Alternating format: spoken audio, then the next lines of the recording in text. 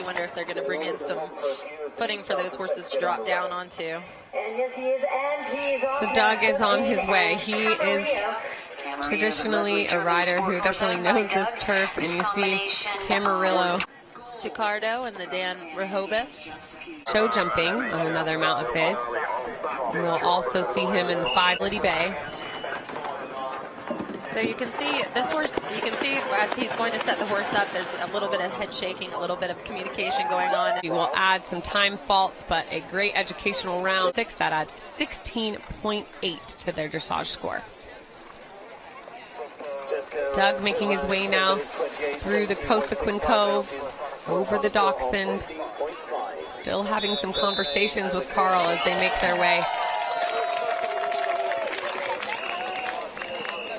In that Les Chamoux double brush, it's interesting what he's done there, Sinead, because I think he's given you some room on either side of it, right? And we've really seen, we saw Just Phoenix, you know, utilize that room.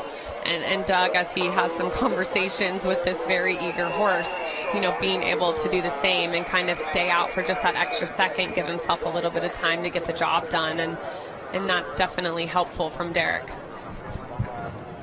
Yeah, and you can see this partnership starting to settle a little bit more into the track. You know, a horse like this, you almost think you'd bring back the steeplechase before you get going to just iron out some of that. And unfortunately, we've got word that Alexandra Bach adds an unfortunate 20 penalties to her score. And it looks like she does that as well at 17A, which has been very costly today for these horse and rider combinations. That part question comes late, and it is serious.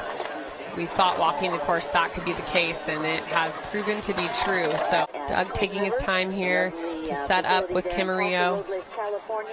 James actually went 1-2 in the 5-star here more times than anyone else. No other horse can touch that record this year. 7 times on the same horse. Sinead really took a little time here, I think more than he'd want, but really important with this young horse for Doug to have a good experience here at Kentucky. And question.